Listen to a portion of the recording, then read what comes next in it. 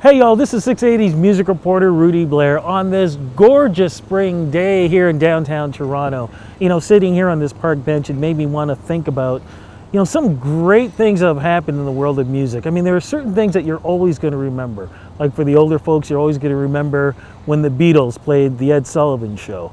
Or maybe somebody more my age when Michael Jackson first moonwalked on television. And then there are those Torontonians who are always going to remember City TV Speaker's Corner. And when this Toronto group known as the Barenaked Ladies went on and recorded a music video called Be My Yoko Ono. Who would have thought almost 25 years later that this band would still be around and this band would still be putting together some great music like this one here coming up, Grinning Streak. This is their latest album. Got a chance to speak with Ed and Tyler about the history behind the Barenaked Ladies, their legacy, and of course, their brand new album. Action! Hi! We're Barenaked Ladies, and we're a little too cheap to make our own video, so here you go. 1, 2, 3, go!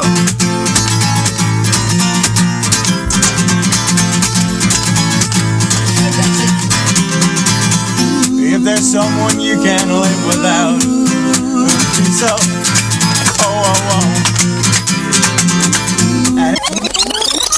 Moving at the speed of sound, you think I'd be slowing down, but I'm not losing my momentum.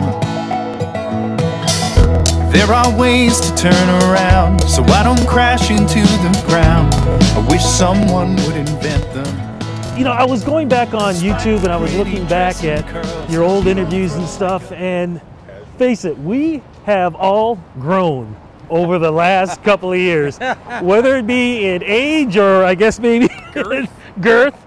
But when you guys think about the legacy of the Barenaked Ladies, did you ever think that it would be the way it is today? Because you guys are really considered like icons in the city. Icons, yes. Well, you know, it's nice to be an icon that somebody thinks positively of, you know, unlike maybe some other local figures these days in Toronto. But one of the great things is that we all live here still, you know, so we get to go out and we get to see people and the feedback is immediate. Like when we put out our kids album a few years ago, I didn't have to wait for a review. I just walked my child to school and it was instantaneously people gave me feedback. So it's nice to still live here, but also to work all over the world. You know, and I get a lot of respect. We get a lot of respect here, but it's always a pleasure to come home and, you know, especially make a record here and then branch out and take it to the rest of the world. You know, we are going to talk about the new album, but how do you think that the band has evolved? Because at one point, people kind of thought of you guys as a novelty act, but especially with this album, I think that novelty act thing is long gone. Yeah, you know, that's a label that's plagued us for 25 years, but you don't see a lot of novelty acts working for 25 years and putting out 13 records. And, you know, I think the humor that's inherent in the way the band relates to each other and relates to our audiences has always confused people that don't get the band. And I think as soon as someone sees the band live, they get it. It's just a part of who we are and how we relate. It doesn't mean we take songwriting less seriously or our craft or recording or entertaining. It's just a part of who we are. You know, and we're into a quarter century of Barenaked Ladies now. A quarter century of Barenaked Ladies. That is a scary thing when you think about it, but do you think the rest of the world gets it? I mean, Canada's always gotten the Barenaked Ladies, jokes and everything else, but does the rest of the world get it? Yeah, I think so, as long as they speak English. They do a pretty good job. It's funny because I think, Rudy, we've actually had more success in the United States than we have had in Canada. Now, that means, you know, obviously 10 times the population. But I think the main thing is that our live show has always been our calling card. So if you see us live, you get it right away. Maybe some of the earlier videos where we're, you know, dressed in shorts, jumping around like madmen. We were young. We had tons of testosterone flowing through our veins. And, you know, but nowadays, it's still, the live show is still a high energy show, and you get singing and dancing, good times. And I think at the end of the day, that's the most important thing, is we got a great show. And you guys, of course, releasing a great new album. Holy Grinning. shit! I haven't even seen this yet. Really? This is the first time I've held this. Rudy, you had my record before I did. You are moving up in the world. Yeah. You're growing. I am trying my best. Well, what do you think of this? Okay, look, check out the cover.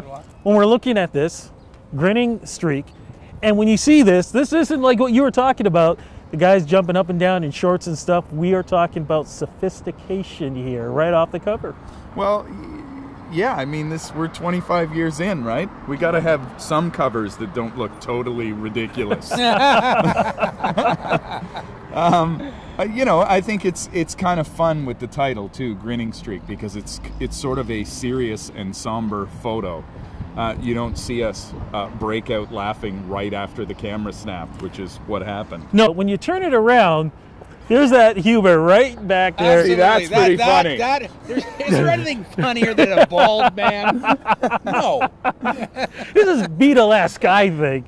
But when I listened to the music right off the top, I went, wow, this doesn't sound like anything that you guys have done in the past. It's like a mix of so many different genres.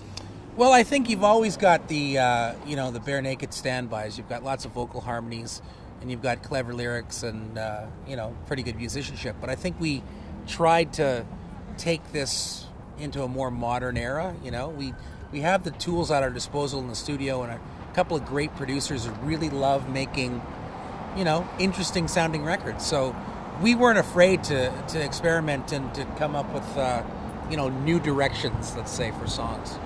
But when you know that the landscape has changed from the days when you guys started, so many different artists are out there. Again, it's different. Do you guys ever think about that when you're writing your music? Well, you can't, really. I mean, I write to just express something. And my hope ultimately is to communicate an idea, thought, an emotion, whatever. But you can't think about what other people are writing or what people are listening to. None of that. You just have to approach it from a pure standpoint of trying to express an idea. Because if you're chasing a fad or a trend or whatever, you'll always be behind it. So the best thing, I think, we were lucky to get some confidence early on in our career. And we got the confidence to just do what we do and pursue it, and the fans came to us. We were lucky to have that early success. It gave us that confidence to just do things on our own terms. So I think leading into this record, it was just a desire to express a bunch of things, and that's the best you can try to do as an artist. And you kind of can't worry about the success of it after that. So how would you compare this album to, say, the past albums from Barenaked Ladies? Well, compared to the one that we put out immediately before this, All in Good Time, I would say it's a more hopeful record. And like I said about the, trying to push forward in new directions, I think that spirit was definitely there. We are confident in the songs. First of all, Ed wrote a great bunch of songs, and secondly, we've made so many records now that we know our way around the studio. Nothing phases us. So much to our surprise, a couple of times, we'd end up just jamming in the studio, and Gavin Brown, our producer, had the foresight just to hit record. And he said, this sounds great. And away we went. That's confidence as well. It sounds, we didn't have to overthink it, over-rationalize, rehearse a million times. We've been a band for 25 years, pretty much. So when we get in a room and play together, it sounds like a band. So, that really helped. So you guys are going on tour. I know you're doing sort of like a festival over at the Molson Amphitheater? Yeah, we're on the road all summer with Ben Folds 5 and Guster in America, and a friend of ours from the UK, Boothby Graffo, is coming over to entertain the folks too. So it's our second Last Summer on Earth tour. We our nod to the Mayan calendar last year. The world didn't end up ending. So I was so glad the world didn't end. Yeah, me too. I was so happy. I can't tell you how happy I was. My God. So we're just going to keep it going. Fantastic. Look, before we wrap this up, I've got to ask you guys, because you guys are Torontonians, what do you think about this whole mayor stuff that's going on? What mayor stuff? What? What are you talking about? Bunch of maggots. It's all your fault. Don't ask questions. Don't have a history. Nothing's going on. Nothing. Nothing's going on? I think something's going on. Personally. Clearly. I think something's going on. Yeah, something is going on. Well, guys, we'll just leave it to that. And, hey, if folks want to get in touch with you guys, where do you go? Website, Twitter? Well, they go to barenakedladies.com, and Twitter is @barenakedladies, or just come right here to 680 News for traffic and weather together on the ones. Hey, you know where your stop is. Guys, thanks a lot. We're Rudy Blair.